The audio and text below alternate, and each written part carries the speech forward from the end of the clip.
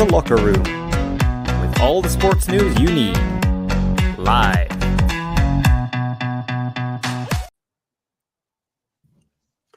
Hello, good afternoon to you. Welcome to the Locker Room on a Sunday.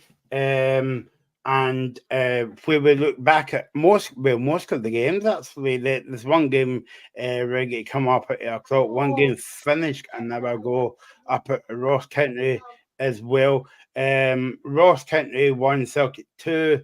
We'll pick the bones out of that in a wee minute or two. But I know that Graham's itching to tell us the team news up at Piccolgly today between Aberdeen and it's Hearts are playing today, Graham.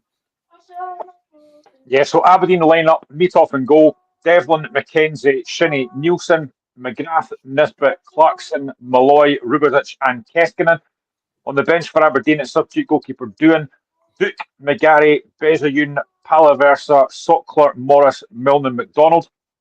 For Hearts, Gordon and goal, Kent, Rolls, Kingsley, Oyegoki, Grant, Botang, Spittle, Danda, Vargas and Shanklin. On the bench for Hearts, sub-goalkeeper is Ander Clark, Halkett, Beningame, Mackay, Devlin, Forrest, Boyce, Penrice and Forrester. Teams are not long out and we're starting in about a minute or so. There we go. Good team there. And Graham will keep us up to date with the game and stuff. In fact, you know how I like came on about TV games. That was one that should be on the TV today because I see plenty of goals in that game, and maybe Hearts. I'm guessing this to keeping the good books of Mr. Duffy, not Shane Duffy, Graham Duffy, about they could be a wee upset at Piccolgly. That will keep you up to date on that one. Just before we get into the game today, then, just bringing you up to date in the women's SWPL 1 final scores. Aberdeen 0, Glasgow City 5. I think Graham would like that for Hearts this afternoon. Hibs 1, Monclose. So the Hibs 5, Monclose 1. Rangers 0-0 against Stevens Motherwell. That's half time. Dundee United and Spartans. Dundee United Spartans 4 o'clock kickoff, and Packet Thistle against Hearts. It's 4:10, but why not make it 4 o'clock? But anyway, we'll keep you up to date with the scores. Keep your comments coming in, guys, on Facebook and on X this afternoon as well. Right, Stephen, let's get right to the game. It was finished Ross County 1, Celtic 2. And before we talk about the game today, you must give a lot of credit to Ross County. They put a lot of effort into that game today. Yeah, County, they compacted the middle of the pitch and made it very difficult for Celtic to play through them. And then Ronan Hill, he made a couple of runs in behind. We're getting a wee bit of joy for that. Stonewall penalty kick, no complaints, but the subs really helped Celtic and they get the win in the end. Although I've said Ross County did well and compact the middle of the pitch, I still don't think there was an urgency there from Celtic that we've seen against St Johnstone. Even try their passes, everything was very pedestrian, very back and forth. I don't think the back and forth side to side. I don't think there was enough movement off the ball. So from certain players, Adam Ida, I can't recall him having a meaningful touch across his time on the pitch. But we talk about the strength of Celtic's squad and they get the result and come away with 3 points and that's all that Brendan Rodgers and the Celtic supporters will care about. Yep, and that was the first league goal Celtic gave away through a penalty kick. I thought that was very interesting, given why it went to VAR for the replay. But Schmeichel Schmeichel was off his line. Oh, he's a good yard off his line, and you can hear him there's a wee swear word before the word take that he was mouthing off. He was sharing his thoughts on that, but it was absolutely the correct decision. And and then Ronan Hale goes the same way, and I believe I'm going to cut to Graham because there's something's happened at Pittodrie. Am I right, Graham? Ooh. I really hate football. 2 minutes gone, Aberdeen 1, Hearts 0. It's taken a massive, massive deflection. I'm not sure it is that was a shot initially. It's really poor play from Hearts in midfield. It's given away. It breaks. Jamie McGrath plays a really good ball inside, and it's taken a massive deflection off Kai Rolls and gone past Craig Gordon. Oh, man alive. This could be a long afternoon. Aberdeen 1, Hearts 0 already. Maybe I put the curse on it, Graham. Sorry. But Stephen, going back to by the way, we'll dip in and out that game throughout the show today. In fact, the game will be finished when we go off air. So what's I might be as well. Yeah. He's got to put something extra in that kind of fan as this show goes on. If it gets any worse. Mate, it's tempting, trust me. But I mean, talk to me about Ronan Hale. Stephen, he was brilliant today for Ross County. He's electric, and he's got that pace in behind, and as you see, he even tries one in the second half, and he tries to chip Michael off his line and just for about the halfway line, and just can't find the target. I think when he was at Cliftonville, he had one goal every 2 games or something like that, a similar kind of a career to Liam Boyce, who also came from Cliftonville to Ross County, and we've seen how that worked out for them. So that looks to be another good bit of business. And when you look at the team, you're thinking about County and St Johnstone being down there. That for me is what County have that St Johnstone don't. Is that kind of a Ronan Hale that'll get double figures across the season. I think he's got 7 already, in fact. So you could be talking a 20 goal season for him. So that will make a huge difference for them. But no, to go back to the penalty that we were talking about before that, Hearts were unlucky there. Schmeichel's miles off his line, and it's a correct decision. But a really good finish. Second time round below here. I mean, Celtic scattered off on the front foot, Stephen. I mean, by that, I mean, they got a lot of the ball, but they didn't create any kind of chances. And you saw kind of like Ross County kind of like growing into the game a wee bit. And obviously, before that penalty, they got a few efforts at goal as well. I think Schmeichel was the busiest goalkeeper in the first half. Yeah, he was. Hearts should be level, by the way. Lawrence Shanklin's got a golden opportunity gifted to him in the middle of the penalty area. Hits it straight at the keeper. It should be 1-1. I'm watching the replay there. It's kind of a cleared off. I think it's a Vargas game. It's just kind of a fault in the box. He's absolutely unmarked, Michael. He's got more time than he realises, and he hits it straight at Mitov. Really, really poor. But no, I think Celtic were kind of a slow, pedantic at the start of the game, and you're right. It allowed County to grow in confidence, and you see Ronan Hale and behind. He has a shot that Michael saves, and then it's cleared. There was another shot, I believe, that ended up getting out for the corner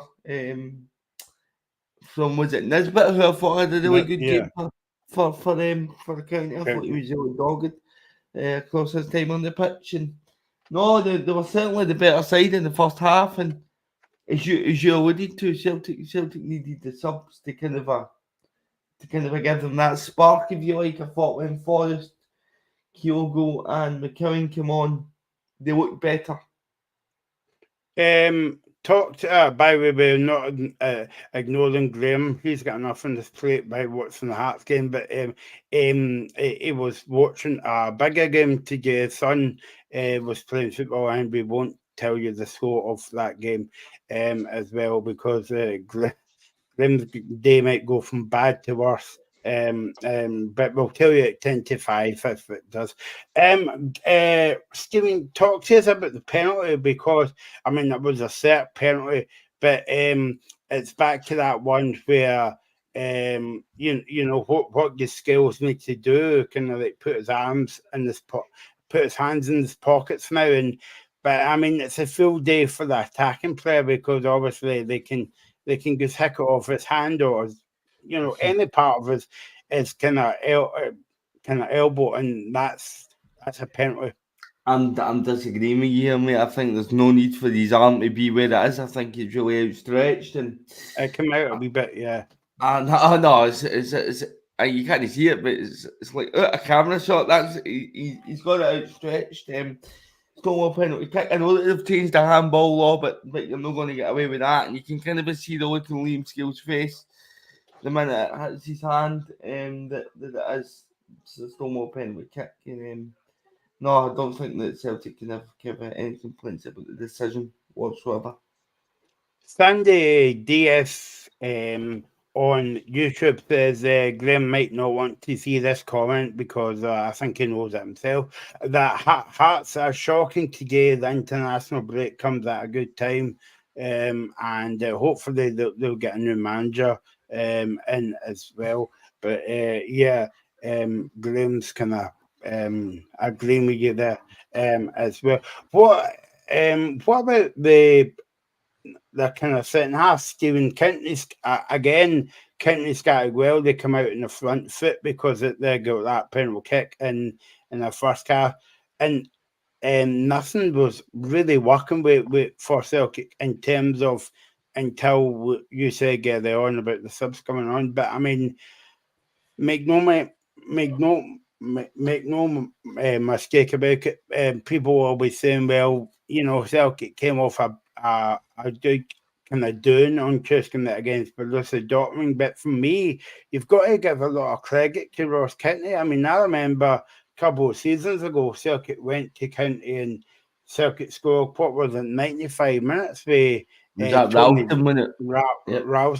So, I mean, they've always found it hard there. And am I right in saying Celtic didn't have a European game that the previous Wednesday or Tuesday night? So, you can make not an excuse, Stephen, but I mean, I suppose, you always got to be in for a very difficult game, no matter if it's Motherwell, Hearts, or whoever. It's going to be a very difficult game, and I mean, look at Rangers.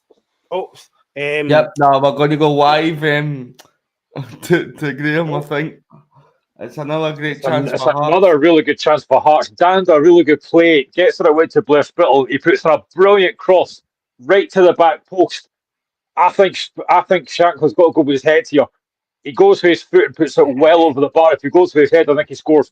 Hearts have come back into this game after a really poor start. We've actually played a lot better. We're actually getting a lot more possession, created a couple of big chances, but still 1-0 Aberdeen.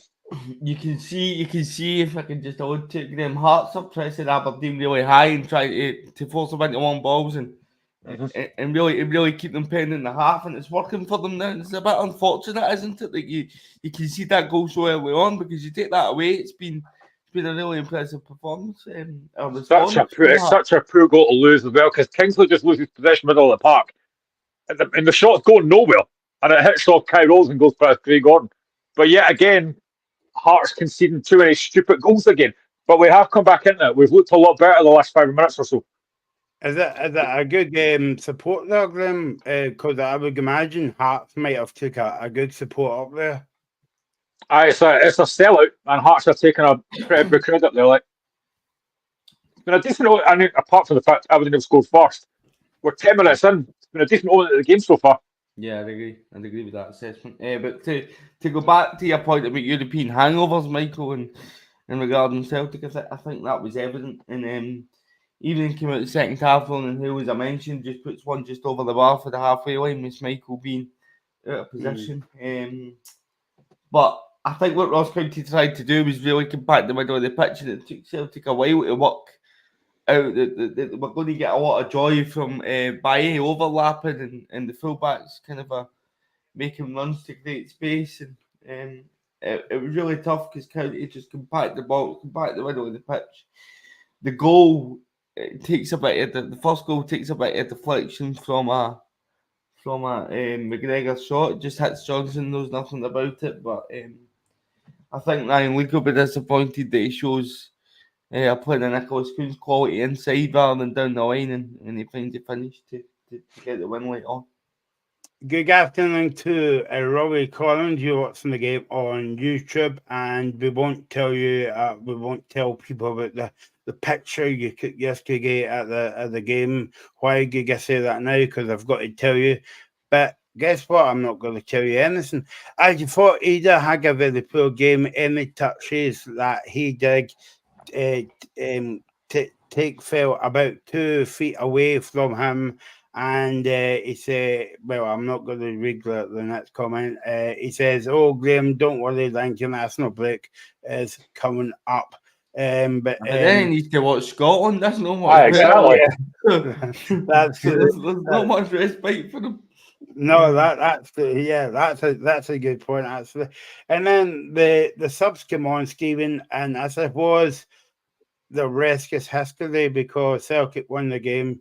Wasn't it at the best today? But as I said, gives credit to County and Forrest, McCown, and Kyogo came on the park and they made the difference. Yeah, I thought Forrest and Kyogo, especially out of the two. When impressive James Forrest, every time he picked up the ball, he tried to make something happen. He had that shot at 2-1 that I'm sure was goal bound, but it was well blocked by the county defence. And Kyogo just gives the county defence something else to think about in the sense that he's constantly, we spoke about it last Sunday being them about how he's constantly on the shoulder and he's constantly making runs that kind of drag the back line of County out of position. And it just gave Celtic another dimension to their play. Ida didn't get involved at all, really. Didn't have a chance through the whole, what was it, 70 minutes he was on the pitch. So, yeah, the minute Kyogo came on, it just gives that County defence something else to think about in the back of their head. Yeah, how and I'm not going to mention this because you were at the game last season when Motherwell went up and get beat 3-0. Okay, I'm going to skim over that now, Stephen. But do you think that I know that we always say that County gives people a hard game, well, especially at home and away, but especially at home because of their tight park as well. Yeah, well, I think you see it against St Johnstone. Celtic used with a lot in that game, didn't they? To get a lot of joy. And when you got up to Dingwall, tight pitch, and it's a lot easier for teams like County just to kind of a camp in and have that pace and running Hale in behind. And I think that it does play a part, tight pitches. And I think that's why the longer it goes and you don't get an early goal, you see County growing in confidence, but no, the pitch definitely plays a part, 100%. Graham, I know this is weird. I know this is a bit weird to say because County get beat, but do you think that they would take a bit of confidence off of that performance today? I mean, they should do. Up against a really good Celtic side that are sweeping it all before them, and they played well for spells against Hearts last week. They have a bit of a look about them. They've got something about them. Ronan Hale was mentioned earlier. Again, someone that I think goes under the radar. He was at Hearts a while ago. It's Connor Randall. I think he's turned into a very good centre midfielder. Yeah. Now, apparently, what I heard today, he had a very good game. Yep. But County will have games after the break they can win. Today was always kind of a free hit for them, and they've not been embarrassed. A 2-1 defeat against a Celtic side that we know what they're like. Now, I had my live score app on when I was at my laddie's football today, and even at 1-0 down, I knew that they would come back. Celtic, it was just going to happen. Hearts again, another glorious chance there for Hearts. I mean, we really could be level by now, to be honest. Really good play down the right-hand side. Kenny Vargas, really good play. A great run by Daniel Oligoki. Pulls it back. It falls to George Grant, and he just can't sort his feet out. I think Aberdeen defender gets a touch here, Graham. Yeah, I think he gets a touch on it. But Hearts have come right back out of this game. We're not out of it yet, but we can't afford to concede the next goal. But yeah, I mean, I think Ross County can definitely take heart from that. They have done well the last couple of games, and they just need to bounce back after this. But it's not a disgrace. They defended well. It's 2 goals for Celtic, but from what I've heard, Ross County have done very well. Yeah, no, and just to even the scores up, Hearts are getting beat Graham's not happy at the moment, and Stephen won't be happy as well because 60 minutes gone in the women's game. It's Rangers 1, Motherwell 0. 60 minutes gone on that one, and we'll keep you across that one as well. Graham, I know that you never saw the game, but I thought that the performance of kind of Ross County and Stephen reminded me of Falkirk's performance the other week when they came to Celtic Park. I think it's Yeah, different. And you go? Go on, you go. I think it's slightly different. I think they were slightly more defensive. I actually thought that when they scored, they kind of had dropped a bit and they failed to carry that threat the other way. Apart from that, there was a one ambitious effort. I think there was a stat that came up in the second half that it was after about 70 minutes that in the second half County only had one shot to go, and it was that one that went over the bar. So that's always the challenge against the Old Firm is how do you carry that the other way. And I feel like they lost that second half. They definitely had it first half spot on, but second half I think they lost it. What were you going to say there, Graham? No, I'll just get to say, I mean, Falkirk have been a very good side so far this season. We know had that massive beating run. And the other team that likes to play on the front foot, they weren't going to change the philosophy going to Celtic Park. And that move makes it a bit easier. They play some brilliant stuff. Ross Kettner and all that kind of side. They're not an expansive side. They never have been. So they were going to have to defend very well today. And they've done that by all accounts. And yeah, so a disappointing defeat for them, but they will take heart from the fact they've actually played quite well. Again, I saw a few things on Twitter, and I know that Stephen mentioned this. Again, I've not seen it. But apparently there was a bit of controversy where maybe Kuhn should have got sent off, but I've not seen it, so I don't know what it was. So he scored his second goal and he kind of ran into the crowd and started hugging supporters. I think we can all agree that rule's rubbish, right? But it is a rule. It's a rule. So the question is then, why is the referee not implementing it? I think I was speaking to Des Roach from Behind the Whistle podcast, and he says that there's a loophole in the rule, but it's basically the referee's discretion if he thinks that the running into the crowd was intentional.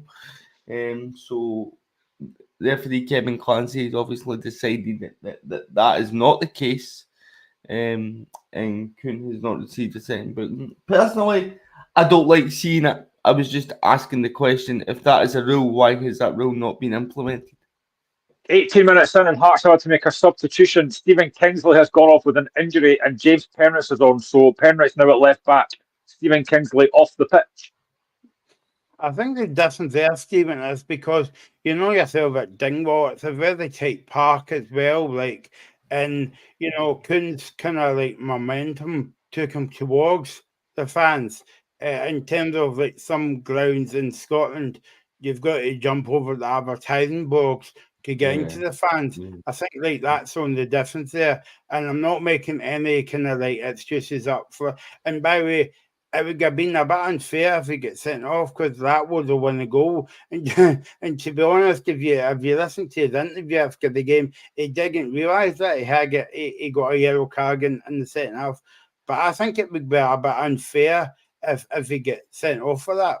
Yeah, I don't like the law myself, Michael. I think it's a stupid law booking players for celebrating with supporters, but it is a law, and the referees are there to implement the laws of the game. So I was asking the question, but if I had it my way, no player would ever be booked for that. I just think it's ridiculous.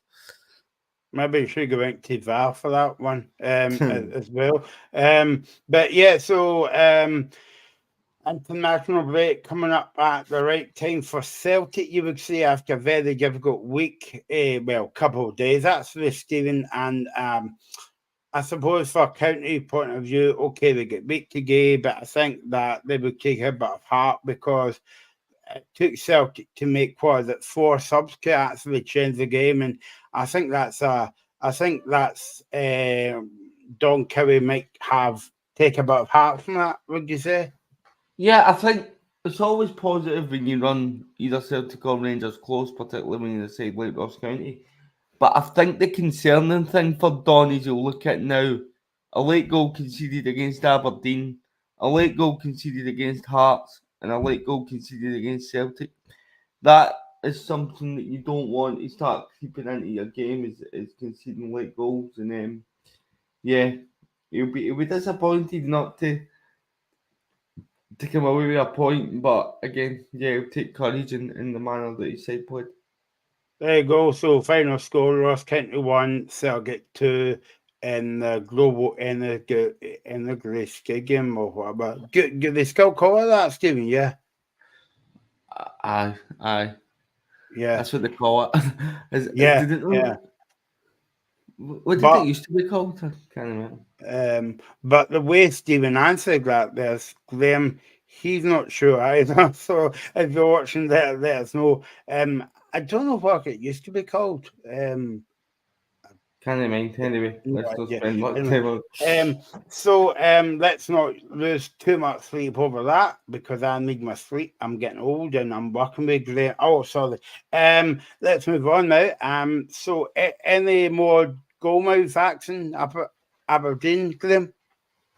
No, but Hearts have played well. We've had a lot of decent possession. We've had a couple of really big chances. We're defending reasonably well. Great block there. Hearts have actually played quite well after a really poor start. No. Okay, so let's move on to Stephen's game yesterday. I say Stephen's game. He was there actually.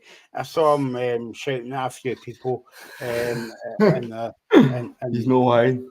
yeah, maybe he was shouting at himself. I don't know. Hibs won, Motherwell 2, and I think it was a bit unfair for me to say that, Stephen. But Hibs were the better team in the first half, and they should get took their chances. Of course, you too right. They said to me, "You don't take your chances, you don't deserve to win the game." But looking at the game overall, I think it was a game of two halves. Yeah, it was a game. It was a game of two halves. But I have to mention Aston Oxborough. He's kept us in the game. We had a great double save from Kikirevich in the first half, and we really offered very little going forward, if anything at all. In Oxford, and the defence had to keep us in it. And then even in the second half, Cadden's played through, and he makes a great stop with his legs. And it is bemusing to me, and BBC even alluded to it yesterday, that we played a guy with Popadom risks and goals for the whole of last season when we had prime Peter Schmeichel sitting on the bench, as somebody alluded to in a tweet. It's ludicrous. But no, happy that we've got a goalkeeper now, and you can even see it, Michael, in the way that he's coming for cross balls, taking pressure off the defenders, distributing the ball early. Really, really good. The two centre backs as well, Kofi Barmer and we play with three, but two of the centre backs, Kofi Barmer and William Gordon, were fantastic.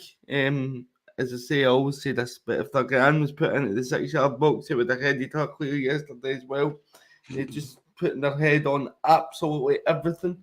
And no, we it's good to see that Apostolos Tomatolopoulos, wee mouthful for me there, getting his first goal for the club, absolute thunderbolt right into the roof of the net. I think I called it something different on Twitter, but anyway, I'll leave you to go and see that for yourselves. And Cy Ferry on open goal saying that you don't score goals for long throw-ins, and then Andy Halliday popped him up with a goal from a long throw-in. So, no, great start to the season, Michael. 13 points out of 21 available. And aye, that draw's getting slightly looser with my passport in it. I'm about to pull it out, but no, buzzing. Over the moon with the start of the season. I don't know about you, Graham, right? But I'm glad that Stevie mentioned about the first goal scorer for Motherwell because sorry, I can't pronounce that. But it was a brilliant strike, and I hope that's his only goal of the season because I'm going to have a pure nightmare of saying his name. But yeah, keep up the good work, big man. No. As well. I mean, Marvel looks a completely different side. I'm going to ask you as well, Stephen, that the last time that we were on a show together, we were talking about Stuart Kerr. Well, I know you get faith in Stuart Kettlewell and fans and social media as putting their knives out and all that, but that's social media for you, that's people behind a keyboard and probably never been to a Motherwell game in their life. But do you think that that the fans are beginning to turn to Kettlewell? Yeah, it's waning, and rightly so, because his changes were brilliant yesterday. I think the two boys up front, Stamatopoulos, apart from his goal, never really did much, but again, still gets a goal, didn't he? So you need to cut him a bit of slack there. Zach Robinson, a bit worried if it was him because he's, again, another poor performance for him. I think he might get dropped next week. And Kettlewell identified that we needed more up top and more in midfield. We took Davor Dravkovsky off at half-time and brought on Tom Sparrow, who I thought was excellent. He gave us some real drive from midfield, carried us up the pitch and got us into the attacking third. And then the two boys that come on up front, Tony Watts, his best performance since coming back on loan for Dundee United. He looks slimmer as well, more athletic, and no, he looked back to his best yesterday. It's all that chicken he's eating, Stephen. He's got plenty of to go about. So, and Moses Abey put himself about at the goal disallowed. So, I think that's the main commodity of our squad this season, Michael, is that we've got options everywhere off the bench. Marvin Coletta comes on at right back, makes some great runs, and I just think we've got a real strong squad. And when you've got a strong squad, it means you don't need to worry about injuries. By the way, Callum Slattery and Sam Nicholson are still injured for this, still to come back. And no, we've got options all over the pitch, and I'm just really, really excited for the remainder of the season and moving forward with this squad. In terms of Hibs, Graham, that I was saying to Mike on Sunday, is a tide beginning to, the same question asked to Stephen as well, that fans are beginning to be on side we get David Gray, but I mean, you've got to win your home games. Yeah, I think it's now 1 win in 8, but performance levels have actually been fine. They were good against Rangers last week, should have got a point. They were pretty decent for the first half yesterday, maybe should have taken a point. Performances are there, but they're not getting results. And that's what football's about. It's about results business. But they're not taking their chances when they get them. And I think me and Stephen mentioned Doxborough last week about Motherwell goalkeeper. He's been excellent so far, and he definitely kept Motherwell in that game yesterday. But they've got to start picking up results. After the break, they've got hard games to come. Although, can I really call Hearts a hard game right now? Probably not. I hate to say that. But it's a derby. We normally win these games, so you never know. But yeah, they have played a lot better. But again, it's another game that they've not won. So it will be a concern. They're sitting 10th just now, not where they want to be. And I think it's 5 points they've got so far. So yeah, it's not been a great start, but performances have been there. They're just not taking their chances. How are you feeling about the relegation 6 pointer next week, Graham? Can't wait. Buzzing for it. No, it's good. We've got St Mirren after the break, and then we play Hibs on the 27th. So we've got Omonia and Nicosia in between that. So we've got a couple of games when we could win. Is the St Mirren game away from home, Graham? No, it's at Tynecastle. No, I'm bothering. Our next two games are at Tynecastle. Massive. Yeah. I mean, you've got to win all your home games, but in saying that, if you're a Heart fan, you've got to win all your games at the moment. You've got to win. I just want to win a game. That'll be helpful. Yeah, well, you win a game in Thursday, but I mean, it would be good to get into the international break with two wins out of two. And Scotland Oils, it'll be a long 2 weeks. Yeah, maybe the international break comes at a good time for us. To be honest, in half an hour gone here, still 1 at Aberdeen. But like I say, Hearts have been all right since we lost the opening goal early on. We've had a couple of decent chances. Aberdeen had a chance earlier on as well. A head over the bar from a corner kick, but it's been pretty even game. Both teams are in decent possession, but Hearts are certainly still in this game. Lawrence Shankly's just been booked for a foul, but we've done all right. I think Alex and Malachi Boateng's been very good in midfield, but Aberdeen are through here. Good defending again. Boateng, he's been outstanding so far. But yeah, still 1-0 Aberdeen. Stephen, what do you think of the Hibs and getting a man sent off? Yeah, no complaints. I don't think they can have. It's a clear dive, and in the first half, Nectar Triantis, and then he brings Tony Watt down, and Tony Watt's about to go into an attacking position. So, no, they're two clear bookings. I don't think they can have any complaints. But what I will say, I see something in their patterns of play, and I ask for with my club the same patience with Kettlewell. I think you can see what David Gray's trying to implement at Hibs. And I would love, they've had a lot of chopping and changing in the dugout. So I can see David Gray eventually getting this right. And I would, if I'm a Hibs fan, I would like for the board to kind of stick with David Gray a wee bit and not press the panic button. See, this is my biggest concern, Stephen, right? And Graham would probably hopefully back me up here because I've said get on the show for too long. That's why teams does not get any consistency, Stephen, because if you sack a manager every 5 weeks and a new manager comes in, he's got to put his stamp on the team, and that's why there's no consistency. I mean, I remember, what was it? Was it Dundee United or someday? What was it? 2 seasons ago, went through 3 managers in the season. I mean, surely the team's got to get remain responsible as well. Yeah. I think Hibs, as I've said, I've had a lot of chopping and changing in the dugout recently, and it's just you need that bit of consistency after the period of time to kind of eventually get yourself out. I don't think they're too far away. I think they played well in the first half yesterday. I think they had a good 90 minutes at Ibrox. They beat St Johnstone, so there's signs there that things could turn. By the way, Hearts had a great chance there for a free kick. Nobody could get on the end of it. But no, Hearts have been a better team, I think, the first half out with the goal. So it's disappointing for Graham there. But no, for Hibs, I just think that you can see that things are maybe could turn. So stick with it. And the next couple of games, including the derby, could be a huge turning point for them. See, just on the Triantis sending off. I mean, when you've been booked, why are you diving into a challenge like that? Stay on your feet. There's no need to go to ground. Stay on your feet. It's daft. I mean, Tony Watt's kind of in the middle of the pitch, about 30 yards for goal, and he's going to play a ball wide. So it's not as if he's going to score or going to create a chance. I mean, the chance could come from out wide, you never know. But he's dived in, and yeah, it's the correct decision. But crazy. But I think that Josh Campbell should have been sent off as well, because there was something that the BBC didn't show. He obviously got booked for the foul on Lennon Miller. There was one in the first half where he took an absolute nosedive as well, and the referee chose to ignore that one. So, if I'm being picky, I can say that Josh Campbell should have been sent off as well. He had a couple of niggly fouls as well in between. So, but no, correct decision. Stupid for Triantis, and I think over the course of the second half, I think we were well worthy of the win, given the fact that we went in 0-0 half time.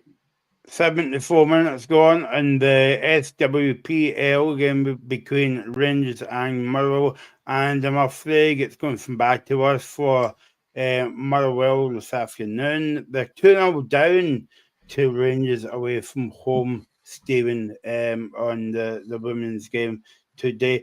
I think, just going off topic at the moment as well. I mean, it's all right for Hearts to create mounds of shots on target, but I mean, that wouldn't go down. No surprises what's happened there. Just because I say that, let's cut live to the Duffy household. That was extremely unprofessional, and I don't care. Hearts have scored! Yes, honestly, it's been coming. It has been coming, and it's Frankie Kent that's got it. His second goal of the season. It's come from a corner kick. Ball played to the back post. The keeper comes out, can't get it. It's played back across, and Frankie Kent's got a simple header at the back post. Great delivery. Keeper comes out. It's a really poor clearance. Knocked back in, and Frankie Kent's got a simple header. 1-1, and it is deserved. Hearts have been the better team. And just before Meathoff has to do better. Graham won't care, but Meathoff has to come and take that. I think his own player runs into him. Yeah, he does. And it's great ball back across to Shanklin, by the way. Frankie Kent's got a tap in with the head. It has been coming. We have created chances that have been coming. So the point I was trying to make, I'm not going to make it now because I've scored. Do you not just love this live kind of show as well? I feel like I'm on Gillette Soccer Saturday. Yeah, essentially, What's that? What? I've never heard of that program before. They get a bunch of really poor pundits on our show. Where have I heard that before? Yeah. No, exactly. And then the Vic, goes come back to the Hibs game, Marvel for a minute, Stephen. A brilliant goal from the veteran Andy Halliday. Yeah, it had to be Halliday, didn't it? Hibs fans will be loving that. And by the way, he was taking a bit of stick, as you would expect, throughout the game. Sorry, I thought Shanklin had been sent off there, but he's not. He was taking a fair bit of stick throughout the game, and you could just see that he was buzzing when he scored to kind of shut them up. But I've said it, Michael. Right? There's been elements here of supporters that have been saying, get Halliday bin so we can play Miller deeper. Halliday doesn't bring much. He does. All right, he's not going to score like he did yesterday every week. But he's got 4 assists for corners this season as well. He's got a great delivery for set pieces, and then it's a great run. Although I think Hibs will be kind of disappointed with some of the defending, but he just runs into an area and pushes it towards the goal, and we find ourselves 2-1 up. No, brilliant. Right, it's a really good goal, but like you said, I mean, it's amateur from Hibs. You shouldn't be losing a goal from a throw-in. It's really nobody tracks him. It's really poor defending, but fair play to Halliday. He's in there, tucks it away well. In terms of Marvel, Graham, what do you think? And I'll ask Stephen this as well, but what do you think has changed this season? Is it a case of believing in yourself, or do you think it's because they've got a boost by going to the semi-final of the League Cup? I think it's a bit of everything. I think recruitment's been really good. You know, you just mentioned the goalkeeper. Recruitment's been really impressive. They've signed very, very well. They've got a guy like Lennon Miller who have been fantastic. And it's just having a bit more confidence and belief. And look at the start they've made. And we've talked about it so many times. If you're looking for a benchmark about, keeping a manager in place, it is Motherwell. They could have, chancellor again for Hearts there, they could have sacked Kettlewell after 15 games without a win. They didn't. They nearly got top 6 last season, and now early on they're sitting 4th in the table. They've had a very good season so far, and of course things can change very quickly. But the way Motherwell have played, very impressive, and they've got a lot to look forward to. Stephen. Yep, no, I agree with everything that Graham said. I think the biggest signing of our summer has been Liam Gordon. He's been the signing because there was a lot of goals. And I don't think the goalkeeper helped, you know that. But there was a lot of goals last season that we conceded that came to cross balls into the box, and it was just really sort of sloppy defending on our part. We seem to have rectified that. We're not conceding too many, although Stephen O'Donnell does make a mistake for Hibs' goal yesterday. But I think over the course of a season as a supporter, you know that you're going to get mistakes. You know that it's going to happen. It's just making sure that mistakes don't become a habit. And it was good to see that we bounced back. I think combination of being solid defensively and having real options to change games off the bench now has been the reason that we find ourselves in the position that we're in. I mean, Modi Zabai's got his first share of goals. The Matalopoulos gets his first one yesterday. Centre-backs have been chipping in with goals for corners.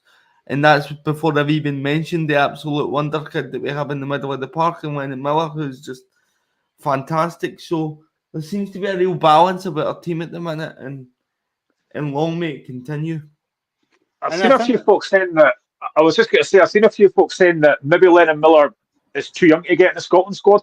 I don't agree with that. I think if you look at guys like Lennon Miller and David Watson, I think they should be in there. Now, the only thing I can say is midfield is probably our strongest area. But you need something a bit different in that midfield. And I think Lennon Miller and David Watson will give you that. So I genuinely think, I mean, we spoke about it on Friday. I think someone like Lennon Miller or David Watson should be in the Scotland squad ahead of Andy Irvine, who has done very little to be in that squad, if we're being brutally honest. No, I'd agree. And he's a good option to have as a squad player. I'm not saying that he starts for Scotland's midfield, but he can definitely come on and have an impact. It can players like Lennon Millen and David Watson. And I've heard a rumour that Atalanta and Crystal Palace are in for Lennon, with the fee being quoted to be around £6 million, which is huge money for Motherwell. So I'd absolutely bite your hand off for that. And I also heard yesterday that if he does go in January, he'll be loaned back to Motherwell until the end of the season. So if you want to do that right now, we'll accept the deal and have it done within an hour, because I will take £6 million for my club right now. I saw an interesting discussion. Obviously, like I said, I hadn't seen the Celtic game, but I saw an interesting discussion when I got home on the Sky. And it was basically, I think it was Chris Boyd. They were talking about the fact that, like, Celtic and Rangers don't pay top dollar for young Scottish talent, and Lennon Miller was mentioned. Yeah. I mean, they signed Celtic are signing Luke McKowen, great signing, but I think Boyd had said that, like, Celtic won't go and pay 4 or 5 million for a guy like Lennon Miller, but they'll go and pay maybe a lot of money for Engels. Now, again, I kind of get his point, but I mean, I don't know. Celtic and Rangers go down a different path. I don't know why they don't go for young Scottish talent, because a guy like Lennon Miller or David Watson, I think, would be very good in either of those Rangers or Celtic midfield. But that was the kind of point that Chris Boyd was making. And as much as I'm not a big Chris Boyd fan, he did have a point. Yeah. Oh, the chance for Hearts. Should be 2-1. I need to turn my volume down, man. Honestly. It's a brilliant ball in again from Jan Dander, whose delivery this afternoon has been fantastic. It's a great ball in. Kai rolls is unmarked and he heads it over. He should score. It's another golden opportunity for Hearts. Kai rolls has got to be better there. But honestly, Jan Dander's delivery this afternoon has been outstanding. It's just slightly behind him, I think. I kind of agree with Boyd's point, because Boyd's not one of my favourites. I'll put that on the record, but he's writing. But I don't agree with him when he's saying about it's a bit of snobbery by Celtic and Rangers, why they don't buy all the Scottish talent and they value them at a very low kind of level. I don't kind of like. I know Graham, like, everybody's got an opinion, but I don't agree with him on that. But I do agree with him in terms of, like, sometimes Celtic and Rangers bypass like sort of Stephen will hate me for saying this, Lennon Miller and all the rest of it, and then go to abroad to get Ingles. But I suppose it's back to, picking a manager. You wouldn't prefer a Scottish manager than a manager outside the box. Because incidentally, Graham, something come into my head there. Would you take Alex Neil at Hearts? Because the reason I'm saying this is I know he's been out the game for a long time, actually.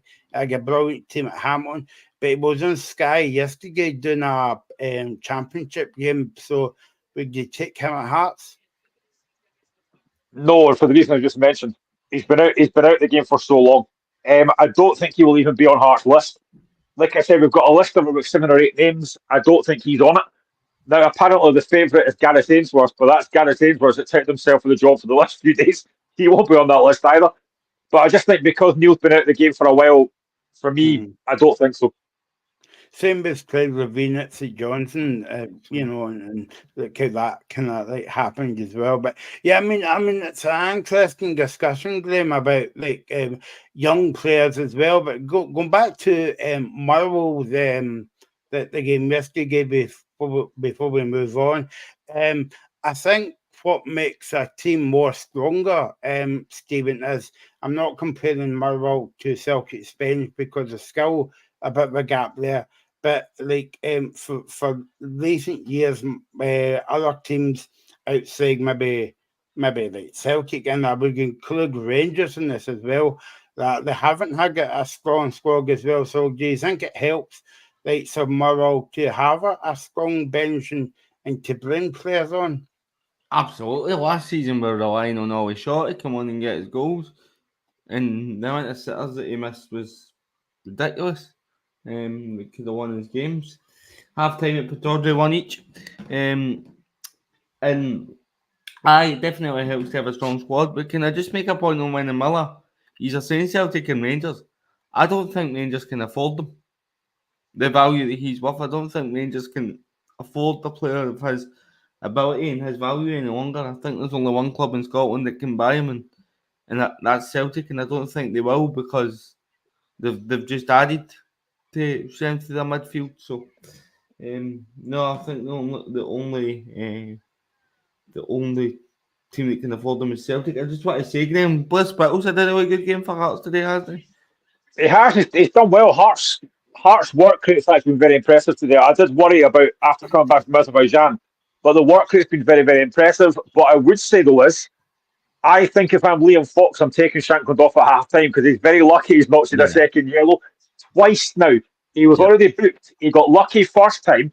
He ran out of the back of an Aberdeen player, didn't get booked, and then just before half time, he did kind of another challenge that maybe could have got sent off. So I think Shankland is very, very fortunate not to be given a second yellow. And if I'm Liam Fox, I'm taking him off. He looks up for it. There's no doubt about that. But I think he needs to either calm himself or he's got to get taken off at half time before he gets sent off. Who scored for Hearts? Frankie Kemp. I'm going to say something about Daft here, Graham and Stephen. And no, really? Sorry. Yeah.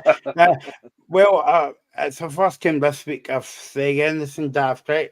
But I was watching sort of bring it back to the Ross County Celtic game for a minute, right? Good when we were talking about the bench and all that, and you know the strength and depth and the Murrow bench, right? But I was watching that game today, Stephen, right?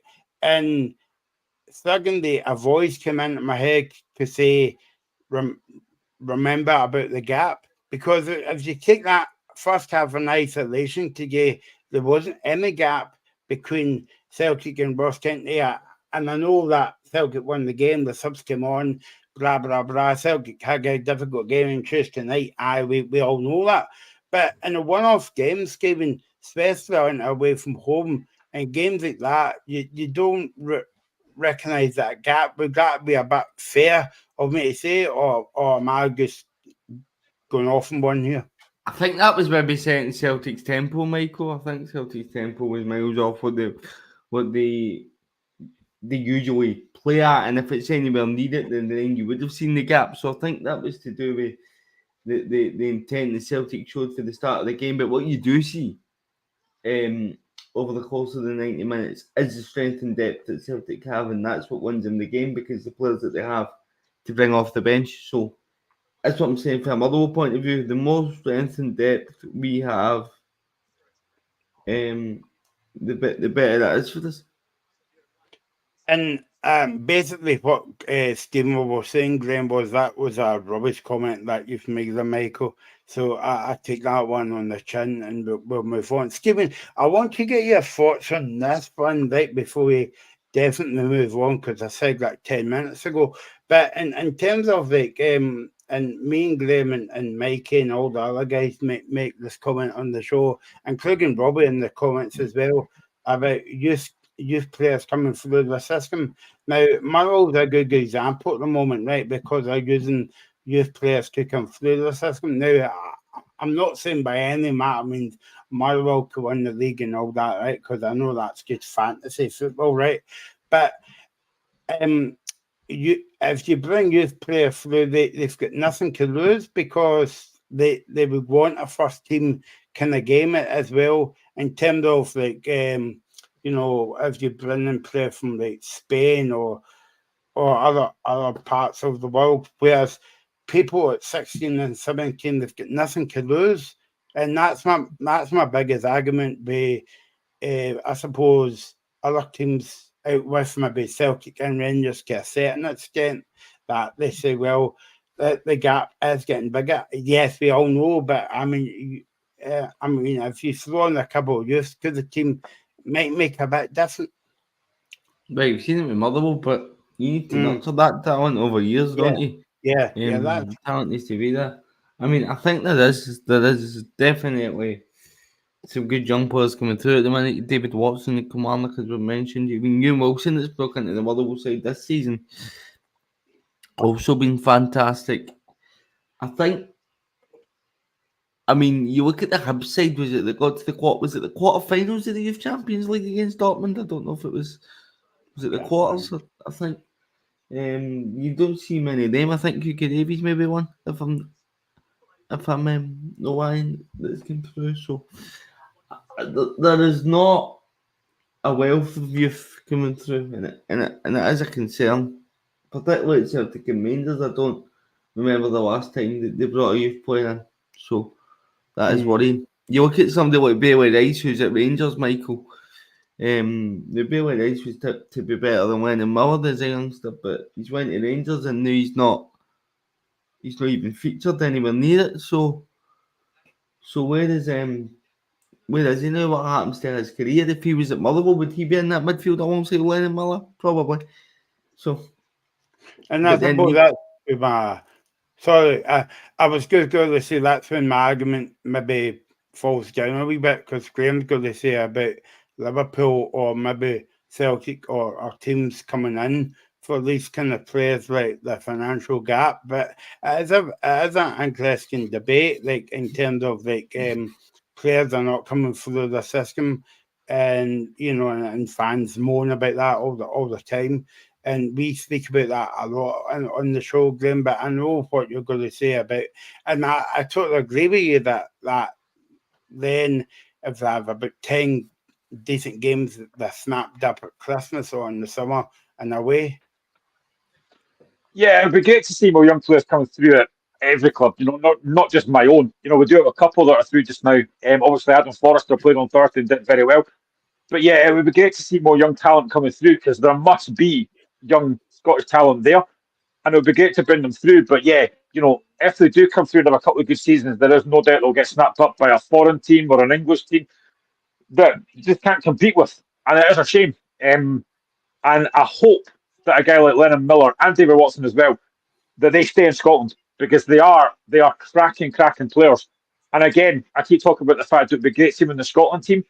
Now, I said earlier on that probably our strongest area in Scotland is the midfield area, so they might not get a chance, but I'd rather see them get more of a chance than some of the guys that are on the Scotland squad already, because they give everything. It would mean a lot to them.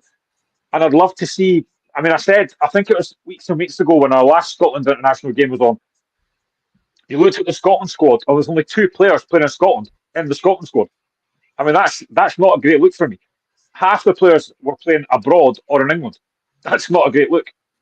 Just to bring you up to speak, the game at Aberdeen, Graham's got a half a smile on his face because it's Aberdeen one half time. In the league Premiership this afternoon, Ross County 1, Celtic 2. The women's football SPFl, Aberdeen 0, Glasgow City 5, Hibs 5, Monclose 1, and I'm sorry to say, Stephen, Rangers 2, Motherwell 0, all final scores. And the game kicking off in about 2 minutes' time. Dundee United against Spartans, and 4:10 we have got Packet Thistle against Graham's beloved Hearts. Right, let's go back to the game yesterday, guys, and I want your opinion on the game of the day. For me, actually, sorry, Stephen, but this was the game of the day. It was a Dundee 2, Kilmarnock 3, and I said to you guys before you came on there, right, and I've been harping on about this for weeks since VR came into football, right? We don't talk about the game now. We talk about the ref, and obviously it was a brilliant game yesterday, but it was overshadowed by Grant Evans, Graham.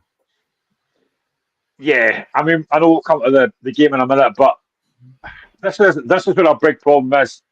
The fact that VAR can't get involved in the second yellow cards.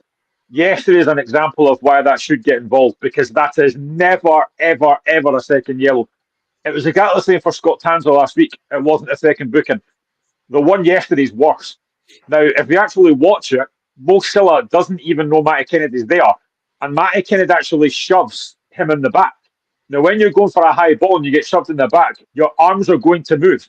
It's not like he's elbowed him. He has caught him, yes, he has caught him, but it's accidental. He knows nothing about it. The referee can't even see it because he's blindsided by Lyle Cameron. He can't see that. his reaction is because the guy's on the ground. That is never a second booking. Now, yes, Dundee shouldn't be losing a 2-0 lead with 3 goals in 7 minutes, but that's never a second yellow card. It's a dreadful decision. And I would imagine, or I'd assume, that there'll be a phone call coming to Tony Docherty from Willie Collum to say, look, they got that wrong, because it's never a second yellow card. It was actually a foul to Dundee, Stephen. I mean, I think the referee's obviously seen the guy. Is it Matty Kennedy bleeding? Yeah. And came to his conclusion that way. But if you take that incident in isolation, there's no intent there. I mean, the arm has caught him, but he's going to win a header. It's not as if he swung the arm. You put your arm out, it gives yourself leverage to win a header. That's it. And I think we're at the point now, as has been alluded to, the VAR needs to be able to intervene when it comes to second bookable offences, because we've seen one with was it Scott Tanzer last week at Fir Park, so that's 2 in a row now. So we need to get to the point where VAR's allowed to intervene in this kind of a thing. I mean, you know yourself when someone's been elbowed, and the players don't even react. There's no reaction from Kilmarnock to say, "Oh, that's an elbow." Nobody reacts. You can tell from players' reaction how bad it is. Now, yes, obviously there's blood from Matty Kennedy, but there's no major reaction from Kilmarnock players. That's accidental. You cannot physically jump and get pushed with your arm by your side. He's not gone like that. He has caught him, but it's accidental. There is no chance that's a second yellow card. And the referee has reacted to Matty Kennedy being on the ground. He's not seen that properly. It is never a second booking. And this is where VAR needs to change the rule, that you can't get an interview with second yellow cards. Because again, it cost St Mirren last week and it's cost Dundee this week. I'm sick of talking about officials, but every single week they're just ruining the game. I mean, that's exactly my point, by the way. And I know you're sick of me saying this, Graham, but it's actually clear, right? You come back from the game years ago, you talk about a brilliant game of football, but now you spend half an hour speaking about VR, Stephen, instead of the game. Yeah. And I remember when VAR was brought in, we were all under the opinion, remember, there'll be nothing to talk about because everything will be spot on now and they'll get every decision correct. It's worse now than it used to be. It is worse now than what it used to be because they have a second look at it. They have the chance to come to the right conclusion. Okay, yesterday's not on VAR because VAR literally, because of the rules, can't get involved, which is why I've said that the rule has to be changed. And the thing is, you see what Tommy Docherty, you see him maybe be punished because he's come out in his press conference and said that the same referee's cost him twice. Well, he's right, isn't he? He's right. And yet, managers will get punished for slating referees. He's got every right to be fuming. Although, I think he'll still be disappointed given the fact that Dundee go 2-0 up with 8 minutes to go and don't have enough to see it out. I mean, Silla would have been as well getting a straight red for that, because then that could have at least got reviewed. And it wouldn't have got overturned. But the fact that you can't overturn a second booking, it's ridiculous for something like that. Tony Docherty is serious, and they should be, because it's never a second yellow. Yeah. I was going to say, is that maybe an option for refs just to issue a straight red, then so VAR then can look at it? But what if it is the right decision and it only merited a second yellow? So that doesn't work either. You just need to change the rule. You just need to make sure that the VAR can now look at second bookable offences. But no, that's 2 weeks in a row that referees sending players off has been a wrong decision. And when you're a team like Dundee and even St Mirren against us last week, every point's a prisoner. So I tell you what, if I'm Grant Urban and I've watched that back last night, which I'm sure most referees go and watch the decisions back, if I'm him looking at that, I'm thinking, oh no, I've made a massive mistake here.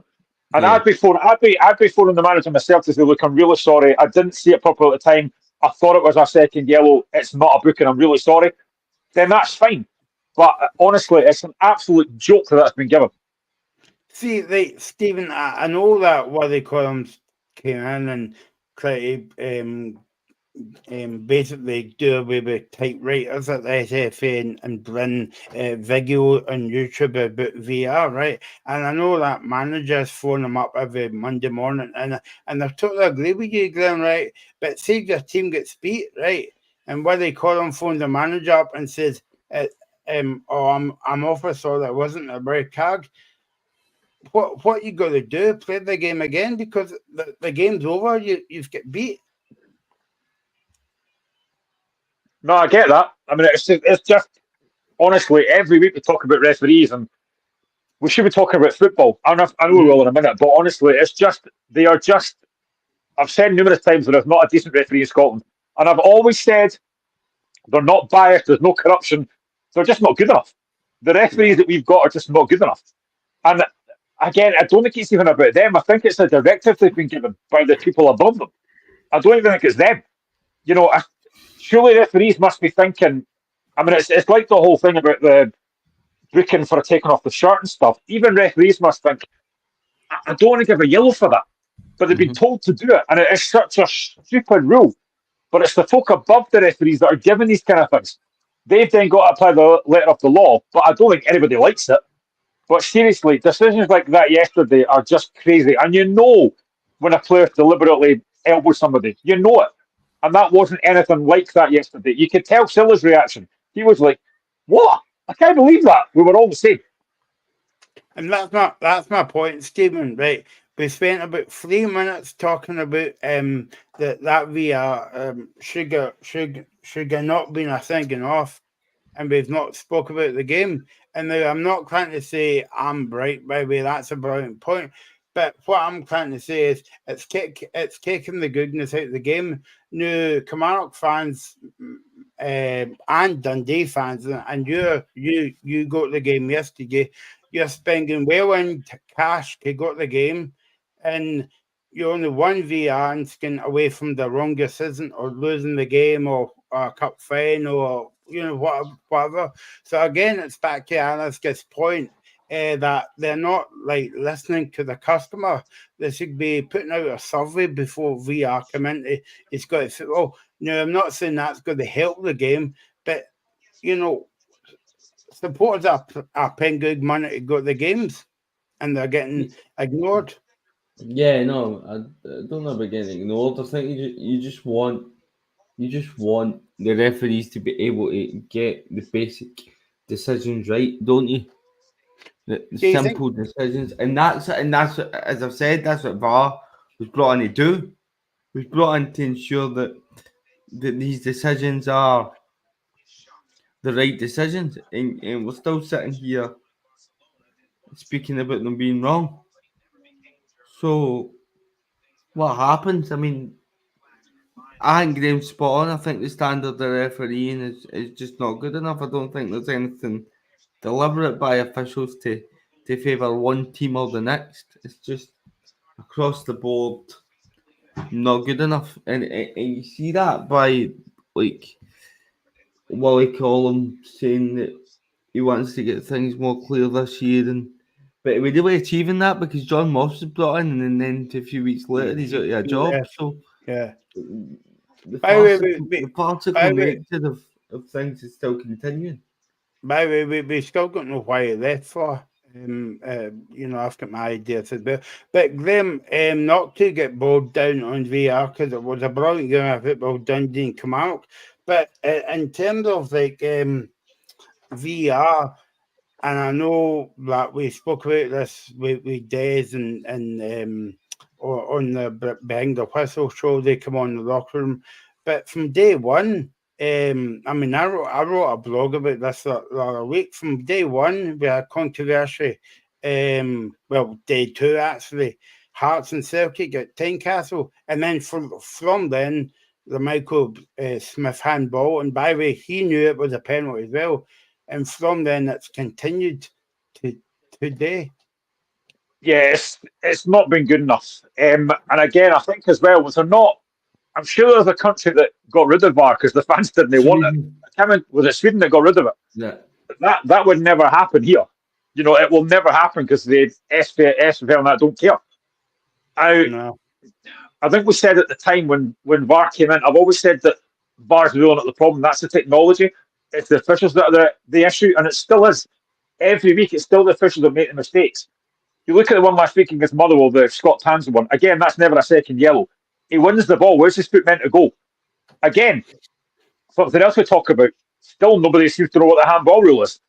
And that's another thing that people just don't understand. It's just they either need to make VAR simpler or get rid of it, but they won't get rid of it because it's the toy they wanted. Now again, we talk about this a lot. You look at the Friday night championship games or championship games in general, no VAR, and it's great because you know if you score a goal, it's not getting disallowed. Here in the Scottish Premiership, you score a goal and you think, oh wait a minute, I better wait till I see if this is going to get given or not. And you wait 5 minutes to check if a goal's going to get allowed. Yeah. That's not football. That is not football.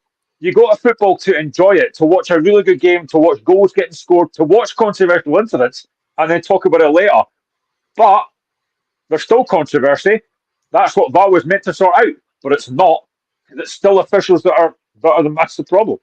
And that's why on you go. No, I was just going to say that, and that's why you've 8 minutes. I think of the game, Graham, and I feel sorry for the fans again because if they've got to leave early for work and all that, right, but they're not going to see the end of the game, and that's because of us, because of VAR fault. Well, the man in the middle fault because he's looking at an incident for 4 minutes. Yet we can see it watching on the TV and the scans. Do you know what else I hate as well? Right? It's just been highlighted quite well here. There's a ball played forward to Lawrence Shankland, and it's taken 5 minutes for the flag to go up. I hate that they do that. Honestly, see if it's an obvious offside. Put the flag up. That rule is stupid. But even if he was running through and goal there, you could understand it, Graham. He's not. He's in the wide area. He's not. Exactly. It's such a stupid. The linesman looking straight at it. Put their flag up. I hate that rule. Dundee 2, Kilmarnock 3. Brilliant 3 points from Kilmarnock away from home, Stephen. But you must say, I mean, what happened to Dundee? I think they're thinking of changing the game. I'm not going to get bogged in on that because we spoke about that for 2 hours there. By the way, I enjoyed that debate, but we didn't sort VAR out. But it was a good game of football and the highlights. No, it wasn't. I think I've seen it last season with Dundee. When we were 2-0 down and we scored the goal to come back 1-3-2. So it's in that side that they're maybe a wee bit vulnerable mentally. If you can get at them, obviously being down to 10 men, the minute Kilmarnock get the goal in the ascendancy. But I tell you, Lyle Cameron will be gutted because he kind of tries to clear it and shanks his clearance. But what about the control and the play for Bobby Wales to get to the byline and pick it back Kennedy at the back post? It's fantastic play. And I think, was it 4 games last season between those sides were draws? 3 of them ended 2-2, and it looked for all the world that it was going to be another 2-2 yesterday. And then Kelly pop up with Alaska's winner. But no. Oh, he's in! Kenny Vargas in! Chance for Hearts, Vargas! Oh, what are you doing? Graham. I can't believe he's just done that. Right, so there's one of these chances, Michael, that Graham will be replaying in his head over and over tonight if Hearts don't get 3 points for this match. And I'll let him explain it. I pray he's offside. He does really well to win the ball back. He's clean through. He's got Shankliner next to him. He's clean through on the goalkeeper, and he puts it over the bar. He has to score. Oh, it's a golden opportunity. I'm praying he's offside. Because what a chance if he's not offside. We'll throw it again in a minute, but he has to score. It's one of the misses of the season, by the way. Am I over-exaggerating there, Graham?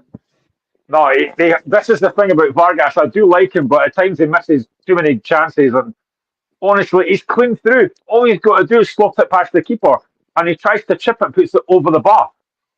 Oh, what a chance that is. Hearts should be 2-1 up here. Please. I mean, the chances we're getting here is ridiculous. Yeah, it's the most valuable, I think. Is this it now?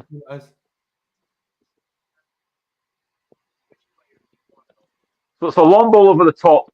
He's not. Oh, he's not offside either. He's clean through. Offside. That make it Oh, worse. honestly, it's a dreadful finish. He lifts it over the keeper and puts it over the bar. It's an awful finish. What a chance to go keep with that. There you go. If that's, I'm telling you now, if that's Shankland, it's a goal. I was just waiting on the cheer for Graham. I'd started to turn my volume down. and What I don't know a why. chance. It's not that, right? He can go either side. He just has to hit it with pace, and it's a goal. And he tries to dink it. It's a ludicrous attempt, a ludicrous finish. And when your team need 3 points, just make sure the ball goes in the back of the net. Don't try anything fancy. And he's trying to. We've not won at Pittodrie since 2016. And honestly, I don't think I've seen a Hearts team, this is no exaggeration, I don't think I've seen a Hearts team create as many chances as this at Pittodrie. And we've not taken them. And you just wonder, Graham, whether that's going to come back and bite you now, don't you? Oh, I guarantee it will. Absolutely it will. There What you go. a chance we've got. 14 minutes gone on the women's game today. I'm keeping you across that as well. Dundee United 0, Spartans 0, and 6 minutes gone at Glasgow Fahill. Well, I don't know if it's Fahill today. Fahill for Thrills, Packet 5th of now, Hearts 0, 6 minutes gone, and 1 each between Aberdeen and Graham's Hearts, and that could have been 2 or 3 for Hearts. So far, but there's still a bit of a way to go until the end of the game. So, yeah. So, Stephen, I'm rich with that. I'm so angry that he's missed that. Stephen, yeah, we were talking about Dundee and Kilmarnock game yesterday. Yep, no. Worrying for Dundee, I think. I mean, that's another poor result for them. Tommy Docherty, I think, again, they've got the signs. I said they've got the signs of a team there, but Kelly just score, and then the momentum it just kind of started to snowball from then on in for Dundee, didn't it? And as you can hear, Graham still gutted about that in the background. But well, no, maybe never got a pie at half time, Graham, Stephen. I mean, it's what they've lost 3 in the bounce now, and they've not won in the league since they beat Hearts on the second day of the season. So they're entering a wee bit of bad form, which is fantastic, Michael, because you play Motherwell next at first part. So, but no, they they're scoring goals, but if you look at it on the other end, they're conceding them as well. A 2-2 against Hibs, 2-2 against St Mirren, okay, 2-0 against County. And then 2-1 beat Aberdeen and 3-2 yesterday. So they seem to be having problems defensively. And if you look at the what we haven't mentioned, see the first goal that kind of has sparked the Kelly comeback. John McCracken has to do better. It goes right under his hand, and he's just had a call up for the Scotland squad. He'll be really disappointed in himself there. I think Ross made a comment on that in the group chat, Graham, about because when we were talking about Angus Gunn a couple of weeks ago, Graham, when Luke McCown was moving to Celtic, obviously it's a good move for him because he's a big Celtic fan. And do you think it's a miss for Dundee, but also at the same time, Dundee needs to move on from that? Yeah, Luke McCown was always going to be a big miss. And we did say that at the time when he left. Now, they did sign Scott Fraser, who was nowhere near a replacement. But I've seen Scott Fraser at Hearts, and he was really poor. Yes, you are going to miss a guy like him, but Dundee do have really good players. You know, yesterday's a massive blow. I'll have to say as well, what a great finish from Aduemi as well for the second goal. It's a lovely finish over the top of the goalkeeper. Really good finish. And at that point, you think they've got the game won now. But it is disappointing because they are conceding a lot of goals. But they are still a very good side. They still had a decent season so far, I think. That will be a massive blow. But Stephen's right. The first goal, John McCracken's got to do better. It's not a particularly great strike. He has to save that. And I think if he saves that, then Dundee win that game. But you have to give credit to Kilmarnock. You know, to come back and win the game like that. And I have to say as well, to be fair, Gary Mackay-Steven made a big difference when he came on, which I never thought I'd be saying. But yeah, it's a massive, massive win for Kilmarnock. They needed that. The first win of the season. It's a big, big victory. And Dundee Kilmarnock does tend to have a lot of goals in it. but it'll be a massive blow for Tony Docherty. And to be fair, he did say that last night, as well as he was criticising the referee, rightly so. He did as well say that Dundee should have done better, and he's right because he should have done. But what a win for Kilmarnock!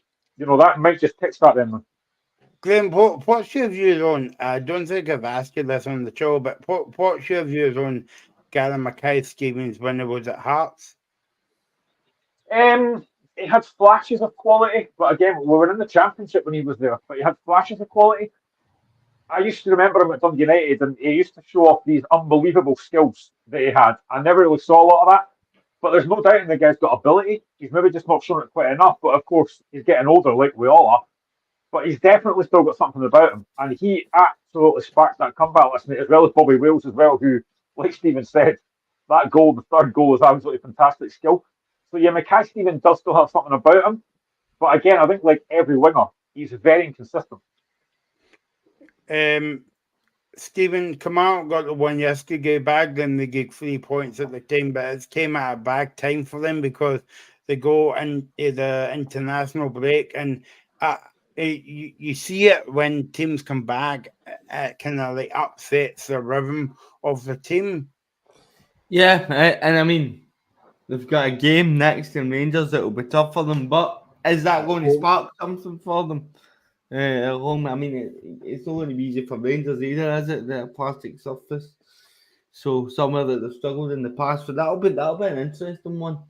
But the main thing, I think Denny McInnes alluded to it in his post-match press conference, where he said it wasn't the perfect performance, but it was the perfect ending, and it certainly was for them, and they were hoping, because they've been okay in some games this season, and things have went against them, and they've quite been able to see them out, and he'll be hoping that now can spark a bit of consistency for them in this side. I mean that's the thing, Graham, right? Because that you've not been playing well in terms of Kilmarnock. It doesn't matter if you play well for 90 minutes or 85 minutes or 70 or what the time is. All supporters want 3 points. Yeah, it's the same as Hearts and Minsk on Thursday. I wasn't bothered with performance, just grind out the result, and we got that. So yeah, sometimes it's just grinding it out and winning games ugly.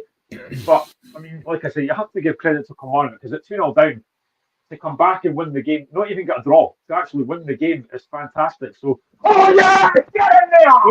2-1 up! Oh, what a goal! I've seen him do it all season, last season. It is a sensational thing. It's a corner played in from the left-hand side. It's headed out. We're split about 24, 25 yards out, and he strikes a fantastic shot at the bottom corner, giving Mitov no chance. And again, like the first half, it was reserved. It must have been very good. I don't know what's going on with Graham's audio there. We can hardly hear him, but he must have broke his bike with shouting out. Yeah, yeah. I think Hearts will score, Graham. We'll come back to you. It's a great finish, although I'm just watching it again. I was going to say I don't know if Mitov will be disappointed, but I think you've got to give Blair Spittle all the credit for the fantastic strike. Maybe Mitov could have, I don't know, because he kind of comes out and flaps at the corner, but I don't know if I'm being harsh on him. Maybe Sandy can let me know in the comments. And Graham, do you think I'm being harsh on Mitov there? Do you think Mitov will expect to do better? Yeah, I suppose from the side that he's on, it's a great strike from Spittle. Take nothing away, it's a fantastic strike. But yeah, probably I think Mitov, who I think is a fantastic goalkeeper, probably shouldn't be beaten from there, but you can't take away from the strike. It's a brilliant strike. Great result for Motherwell, this, by the way. I hope it's this. By the way, Graham, I know it's too early, right? And we've still got, 20 minutes to go on the show, to go in the game. But I don't know if you remember me saying to you at the beginning of the game, Hearts to take something to you. Yeah, and because of our form recently, I wasn't convinced. But I mean, I have to say, Hearts have been very good to you. Aberdeen have not been anywhere near the level I thought they would. They've made a couple of changes. Duke's come on. Kevin Nisbet, who normally scores against Hearts, has gone off. He's not had it's an equaliser. Aberdeen have equalised. And it's the man that's been called up for Scotland, Nicky Devlin. Again, it's down the right hand side of Hearts. Decent ball back in. It's a decent strike from Devlin. I don't know if maybe Craig Gordon could do better with that. I need to see it again. Okay, my what's first thought, because it's kind of a floaty shot. I don't know if there's much pace on it, is there? He's kind of just directed it towards the corner. Yeah, I mean, Aberdeen have not been good here. I have to say they've not been good, but we talked about earlier about the fact it doesn't matter. I have to see it here. So it's down the right-hand side. It's a decent ball in, blocked. Oh, maybe I'm being a bit harsh on Craig Gordon. He dives late, though, I think. I still think he dives late. Yeah, No. I don't think he sees it, to be honest. It's actually Devlin that starts the move. Yeah. I don't think he sees it. I think he's blindsided by Frankie Kent in front of him. He does really well to adjust his foot and get it that high and see that it will to go as well. I mean, could we not just go 5 minutes without Hearts conceding? Yeah, that'll be the disappointing thing for Graham, is to get himself in front. They'll just be hoping for a nice quiet 10 minutes and Aberdeen get straight off the pitch and score. I'll tell you what, Graham, I'm going to put my hand up in here and say I've kind of cursed it, because what did you guys say before Aberdeen scored? And I'm sorry, I'll take that back. But anyway, let's move on. I go back to that Kenny Vargas chance. If he scores that, the game was over. It could be a very different game. Yeah. You've got to take your chances, and I suppose I was saying earlier on to Stephen about Hibs, and your answer was, Stephen, the aim of the game was to put the ball in the back of the net, and Hibs never done that yesterday, but nevertheless. So let's update you on a very exciting game in the women's football. Plenty of goals to game the game, by the way. Dundee United 0, Spartans 0, Packet Thistle 0, Hearts 0, 16 minutes gone on other games. So in terms of Dundee, Graham, obviously very, very disappointing because we get beat yesterday, but I think Tony Docherty is still doing a decent job. It has. I mean, they're sitting 8th, but they've had a few unfortunate results. You know, like yesterday's a massive blow to lose the game. To not even take a point when you're 2-0 up. But they've had a decent season so far. I think they'll get better after the break as well. They've got a very good side there. Yes, Luke McKeown's a massive, massive miss, of course he is. But I think they will, they will get better. They will improve. International break now, go away, kind of lick the wounds after that defeat yesterday. But Dundee are still a very good side. And I think Tony Docherty is a very good manager. Stephen, for you, do you think Dundee will be all right this season? Yeah. I think there's a couple of teams that will be worse off than them, but I think they need to be careful that they don't go on a run. They could see them maybe being dragged into something. I do, because as I said, they're conceding a lot of goals, but I just think they have enough going forward, really, with me and Simon Murray, Lyle Cameron. They've got players that can hurt teams, so I think they'll be okay, but I do think that they need to start winning games sooner rather than later. Okay, let's move on to the game of the day. Knock, actually, maybe that's why Jim Goodwin said, I wonder why, if you're putting this game on Raskin Sportsman. Well, you were right. Final score, St Mirren 0, Dundee United 1. It was not the homecoming that St Mirren fans were expecting. Nice to see Jim Goodwin and all that, but he got the last laugh, Graham. Yeah, and it wasn't a classic. I think he could fill that under. Adebayo gets the goal 75 minutes, but it was a pretty poor game. I think St Mirren probably maybe just edged the possession and stuff, but didn't really create a lot. But what a win for United. Like I talk about grinding out, what a win and what start they've had to the season. Very, very impressive. I said on Friday I thought St Mirren would win that game, but fair play United. Very resilient, very strong side, very solid at the back, with Ross Graham in there, as Sandy would say. But yeah, disappointing for St Mirren, but what a 3 points for Dundee United that is. Stephen, Jim Goodwin and Dundee United massive credit to them, because am I right in saying that they've actually not been at home in this window, and the only defeat came at Fir Park in the quarter final? Yeah, they've had a couple of games, haven't they? That have been away, and No, fair play to them, because even if you look at the last home game, I think the last home game was what, Rangers at home, was it? So tough places to go to in Rugby Park in St Mirren, and to pick up 4 points for 6, so they'll be really happy with that, and they're only just behind us in the table, a point behind us. So it shows you the kind of a start to the season that they've had, just coming up with the championship. I think they can be happy with the start to the season that they've had, and they'll be hoping that they can kind of keep that going through the rest of the season and have a good season. To be honest with you, all the signs are there. They've got Hibs at home next, and that's a big game for both sides. That Graham Sandy saying in the chat, Jim Goodwin is the greatest manager in SPFl history. Yeah, I'll give it to Christmas. Yeah, Graham, I know Stephen was saying that it's a big game for Dundee United against Hibs, but would you argue the case that, and Sandy might hate me for saying this, but it'll be a bigger game for Hibs? okay. Yeah, but we talked about it earlier, the fact that Hibs have actually played quite well. They've just not picked up the wins that they probably deserve. So yeah, it probably is a big game for Hibs, but again, it's a very interesting game. United will definitely fancy their chances. I think United have been very, very impressive so far this season. Currently sitting quite comfortably 5th. They've had a very good season so far. I never thought they'd be in relegation trouble. You know, I think the thing when teams come up, they always think, they're probably going to go down. I never thought they would, but they've had a very, very solid start. I think they will, again, after the break, they will probably improve. So yeah, it's a big game for both. I'd have to say as well, there's a stat that just flashed up there on the screen. Hearts have had 3 shots on target, Aberdeen's had 2. Aberdeen scored with both their chances, which is very efficient, but Hearts have had about 10 shots in total. Kenny Valgas by any chance? Yeah, I've got about 20 minutes to go in this game still. Aberdeen 2, Hearts 2, but it's actually been quite a decent game. Quite enjoying this. Maybe because Hearts aren't getting beat.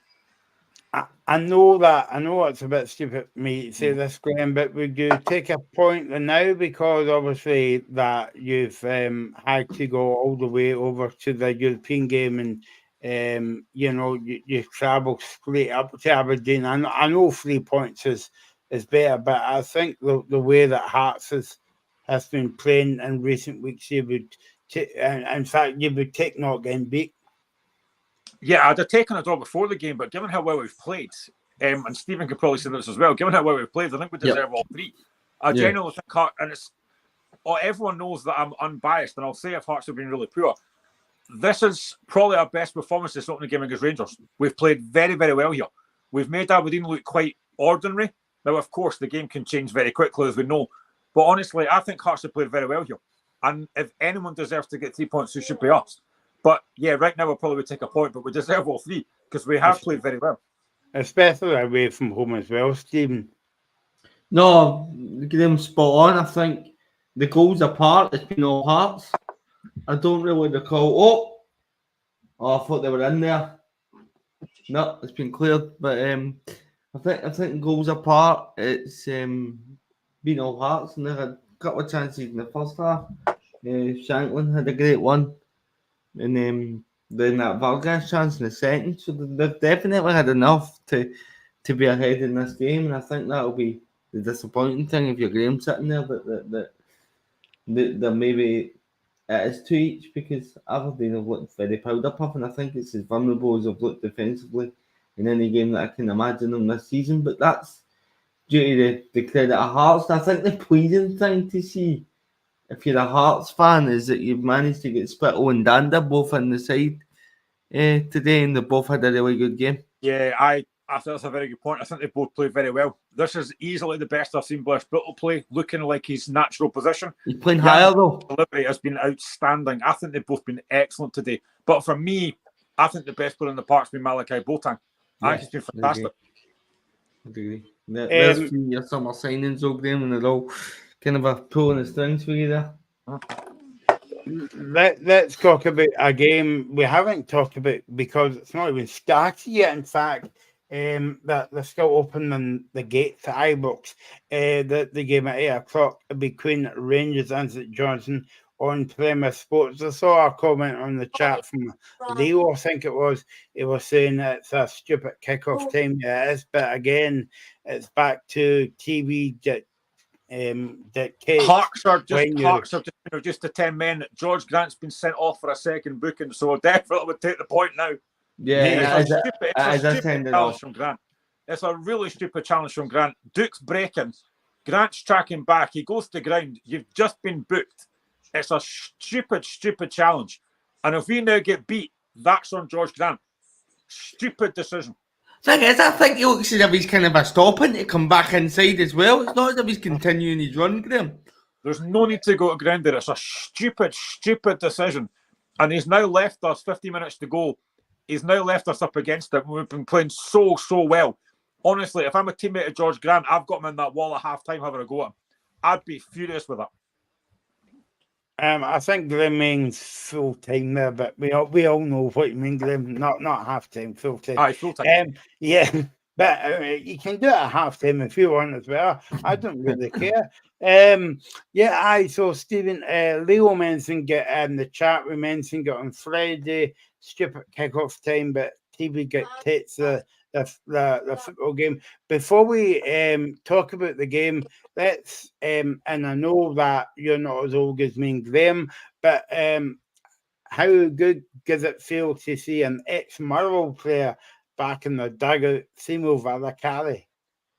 Yeah, I'm interested to see how he does, Michael, to be honest with you, because he's someone that's been very close to getting the Motherwell job on a few occasions. I mean, I know he's not going to be in the dugout today because I think there's been visa issues that have been reported. So you're going to have to wait a wee while for him to maybe put his stamp on things. But it's a tough task. It's as tough a task as it is in the top flight now to kind of try and get the best out of St Johnstone's side. I think Kimpioka and Sidibe can offer them a bit of hope. But out with that, you've seen how much they've struggled without those two available, so it's going to be really tough for them. But interesting to see. I think he alluded to in an interview how he's targeting kind of a free agents in the loan market in January, kind of try and turn their fortunes, and that's something that he's going to need to do because I don't believe that there's enough in that St Johnstone squad for them to get out of the position that they currently find themselves in.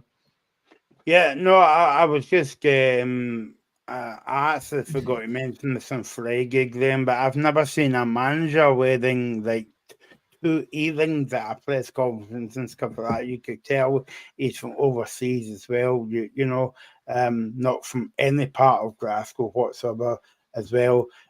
So I know that we spoke about the game. And, speaking of Pearsons and St Johnstone managers, did you hear about Craig Levine's nipple ring during the week? Craig Levine revealed that he had a nipple ring when he was at Leicester. I just couldn't believe that. That is absolutely ludicrous. That is a sackable offence in itself, right there. I don't think it's as bad as that player that's got lips tattooed on his neck. There you go. I know there's some questionable choices, isn't there? I knew we should have done a show at 11 o'clock tonight, Graham. But anyway, that's been blown out the water now as well.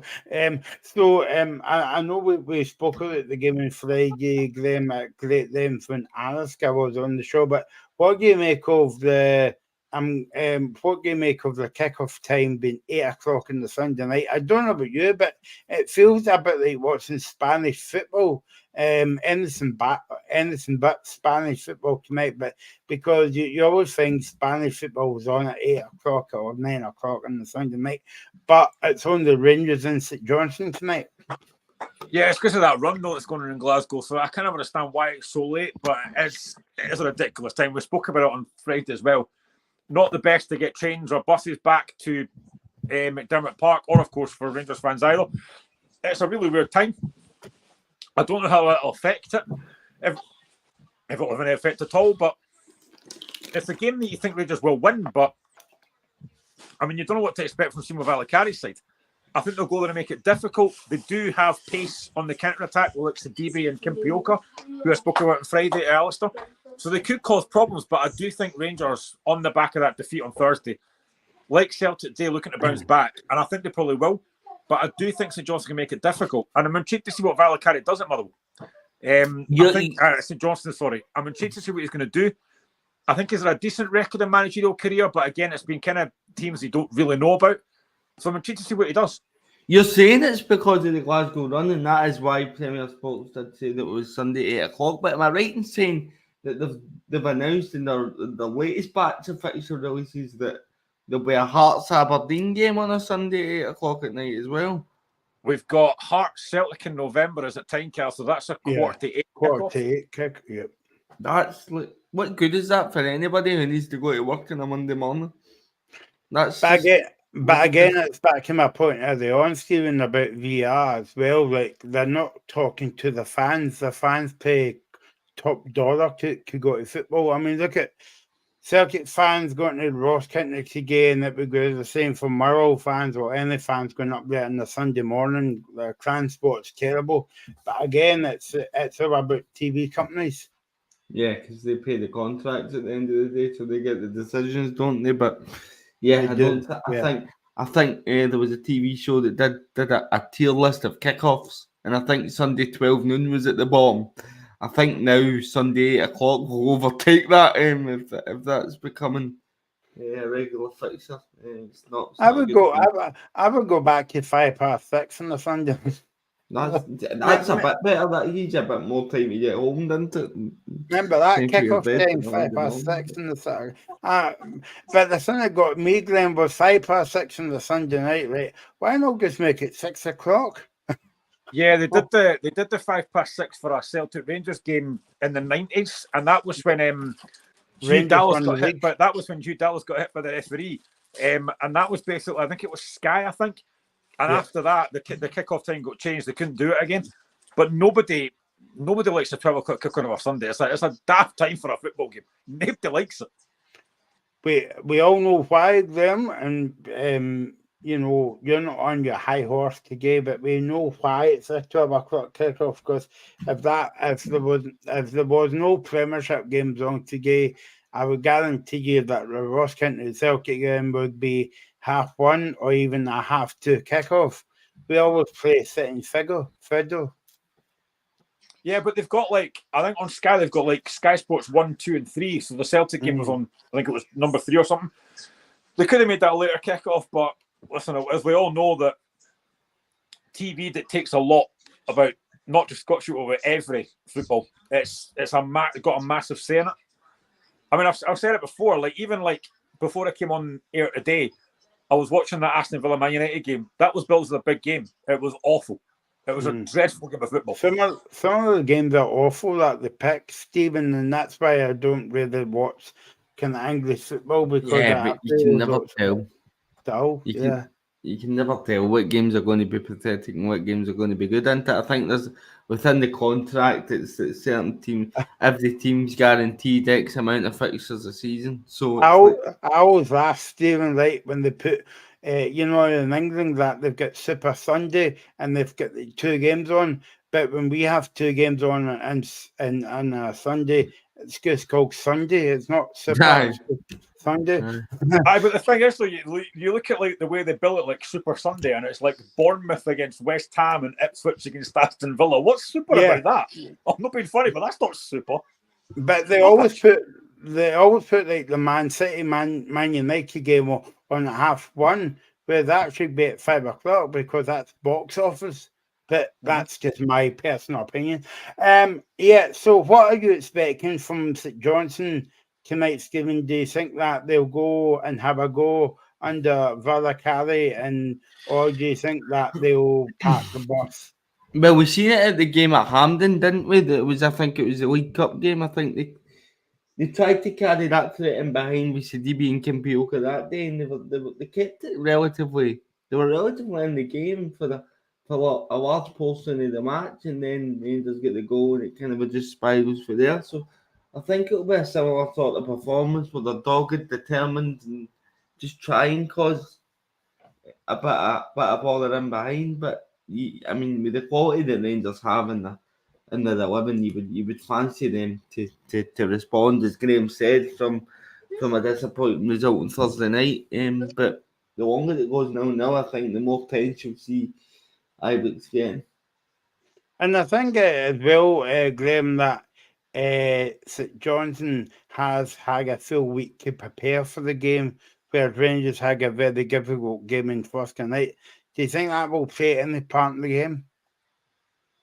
I think if you're St Johnstone, you'd hope so. But again, Rangers have got players that probably can come in and make a massive difference. Do St Johnstone? Probably not.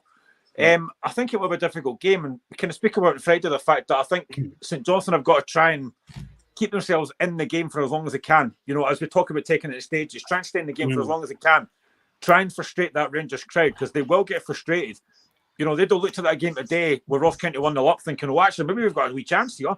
And then Celtic do what they do and come back. So Rangers, again, are playing catch-up. They have to win. The crowd will be expecting it. They'll be demanding a performance and the result. You know, you said it on Thursday, and you were right, where Andy. Rangers haven't really played their 90-minute performance a lot this season. Malmo was one of them, but they've not really played fantastically. They weren't good against Hibs last week. And I don't think Rangers fans won't be happy if they don't win this game comfortably today against a St Johnstone side that I still believe will go down just because they don't have enough quality. Now, don't get me wrong. I hope Valakari does well. It'll be a breath of fresh air because, let's be honest, Craig Levein was a dinosaur, as was mentioned before. But I just don't see enough quality on that St Johnstone side. Basically, the way to put it, Stephen, in layman's terms, if Craig Levein has got a typewriter and Simo Valakari has got an iPad. Well, I think if he described Simo Valakari as a breath of fresh air, Craig Levein is morning breath. That's the comparison that Graham was looking for. Better thing. I think it's a good comparison. Well, that's probably one of the best comments I think we've had on this show. That's one of the comments of the year, babe. Yeah. Can we move on?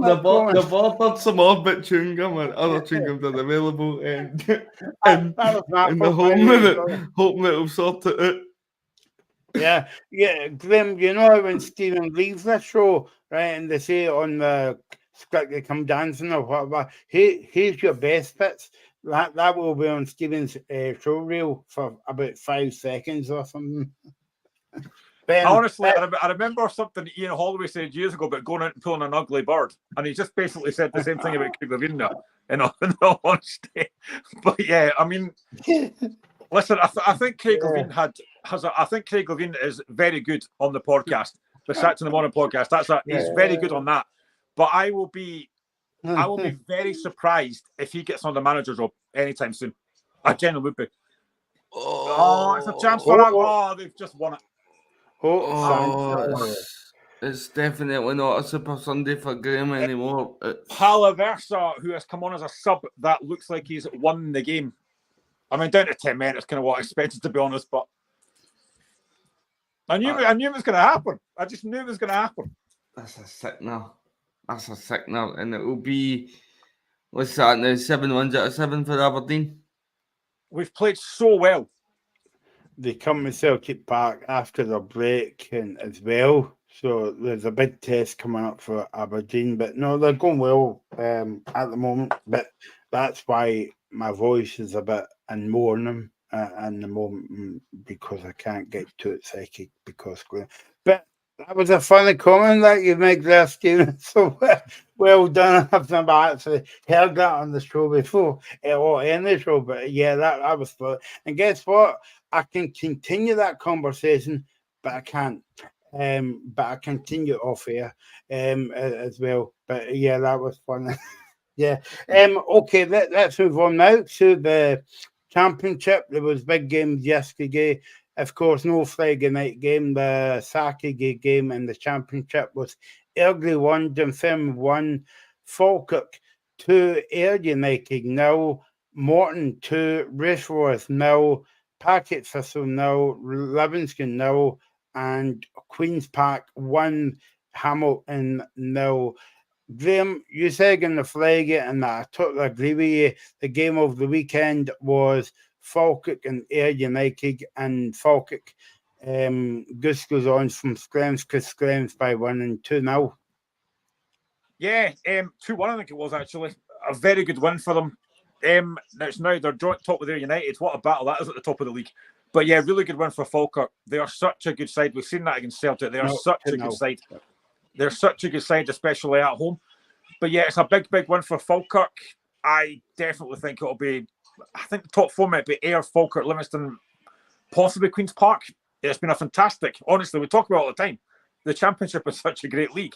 And it just keeps getting better for Falkirk. Very, very good result. Stephen, what was your result of the day on the Championship? It's good to be that Falkirk winning the big game against Ayr United. And I just wanted to say that that's nothing to do with me being in Ayr United during the week. No bad to playing that whatsoever, but no. I mean, Falkirk just getting back to winning ways, and they've got the 2 games in hand now. I think Ayr are still top on goal difference, but it's difficult to see by Falkirk now, isn't it? I think they've only lost, 1 league game across the 7 that they've played. So, they're looking really, really strong. I mean, it just shows you, Stephen, that they went to Parkhead the other week, put in a brilliant performance. Celtic ran out winners. Again, it took Celtic 70 minutes to make a sub and win the game and change the game. A bit like today as well. But you would think that would upset the apple cart for Falkirk. But no, I mean, they just go back to business.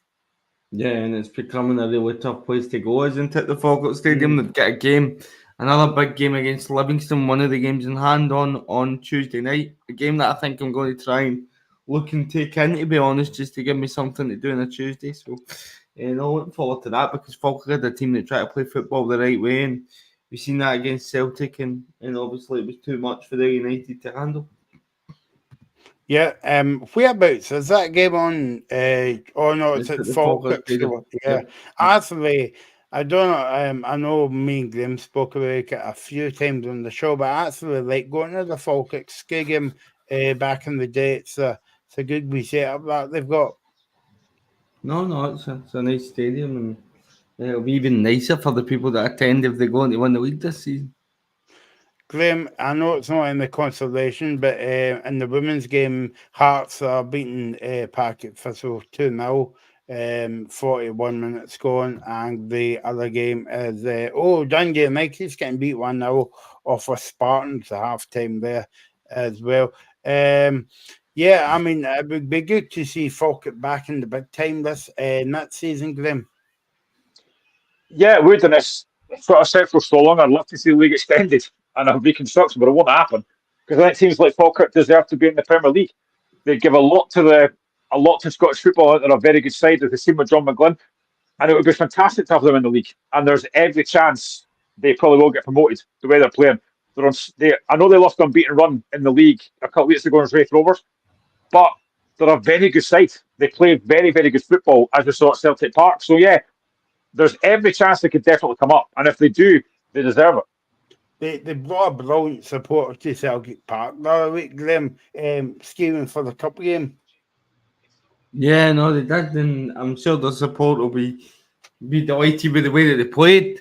And if I'm honest, I want to see sides like Falkirk in the league. I want to see sides that have a good away following in the league. I think it makes a better spectacle. And that's no disrespect to your Ross counties, your Livingstons who have been in, your St Johnstons, obviously the people that go try their best to give the best following, but it just makes for a better spectacle if there's bigger crowds. I mean, we've seen it with Motherwell v Dundee United in the cup, alright, which was just prices, but it was a fantastic atmosphere under the night lights on a Friday night, and we want more of that across the league games, I think. Before we finish up, guys, we've got a big game coming up next week, next Saturday night. We'll be on from that, by the way. We're on at 7 o'clock after the Croatia-Scotland game. Stephen's not going to Croatia for the game. But what do you think of the games coming up, Stephen? 2 difficult away games. Well, we're at home to Portugal on the 15th, so Oh but yeah, okay. aye. So, can I be honest, Michael? And I don't know if Graham agrees. I'm really struggling to get myself up for it. I'm really struggling to get myself up for these 2 games. I just think there's this element of hangover from the Euros. This hangover is the equivalent of a 3-day bender. I think kind of a 3-day hangover that we're having with the Euros. And it's just it's so difficult to get yourself up for the games because the way the Euros went and even losing the 2 games, the opening games to the Nations League. I think that we should have been beating teams like Poland, and then you go over to Portugal and you're actually unlucky. So we need a result. I'm struggling to motivate myself, if I'm honest. I don't know you guys sit in this one, right? But me and Mikey's been having debates back and forth for a wee while. And I'm not asking you to take my side and stuff because I've got no power side. But that's not what I'm saying. But the point Mikey is trying to make there is, are you expecting to do anything at the Euros? And my point is, well, because supporters like Stephen and Reagan and all that goes to the home games. Stephen was at the Euros as well. And I presume you pay good money to go over to the Euro, Stephen, because it's not a cheap kind of day out. But I mean, it's what I always say, guys. It's all right being at the party, but you want to be at the after show party as well. And we never actually turned up. And I mean, what's the point of beating Spain, beating Norway, and don't going to the Euros and just lying down and not doing anything? I'll let Graham take that. Yeah, I mean, the Euros was disappointing because I thought we had a chance in those games. Maybe the Germany game, maybe not, but the other 2 games we should have got something out of them. It wasn't good enough. Of course, it's nice to be there, but you do want to compete, and we just weren't competitive. And that's a massive blow. And it's just finished at Pataudry, Aberdeen 3, Hearts 2. That is gutting because Hearts did not deserve to lose that game. But yeah, I mean, the Nations League is difficult, the league we're in. We've got very difficult games to come, and I don't really see us beating Croatia or Portugal. If we're going to win games, it have to be the home games, and I just don't see it. Stephen? Well, I'm sorry, I'm just watching a wee bit of a scuffle at Pataudry. Because I think Meathoff had a bit of a go at Shanklin. But nah, I think it's the way you lose against Hungary, and then it's not the fact that we lost, it's the way we did it, and then it's difficult to get yourself up for the games like Nations League games after that, particularly against strong sides. But Aberdeen celebrating as if they've already won the weekend. And interesting to hear Graham's thoughts on the wee scuffle between Shanklin and Meathoff, and then it spilled into Spittle, and I think it was Rubicic. Yeah, I saw that. I mean, Shanklin was he was up for it, no doubt about that. You could see he was getting a bit annoyed during the game, and he maybe could have been sent off in the first half. But yeah, it's one of these things. It's so disappointing to not take a point out of the game. We put so much into that. We made Aberdeen look very ordinary. We've never lost that game. But the George Grant sending off changed it. Okay, so just to round up the games today then, I don't want to say this because obviously Graham's going to get upset. Aberdeen 1-3-2. Now running one continues for Jimmy Phelan. I know that a big couple of weeks coming up for them because I think Rangers goes up there as well, and then they come to Parkhead, and then they go to Hampden to play Celtic again. So a big couple of weeks coming up for Aberdeen. The other game finished Ross County 1, Celtic 2.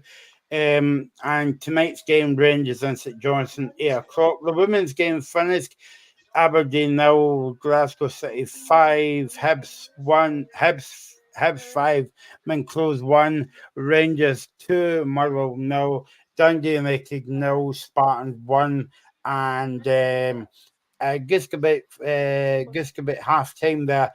Packet Thistle 0, Hearts 2 in the women's game. So my thanks to Stephen, and Mr. Graham Duffy, as always.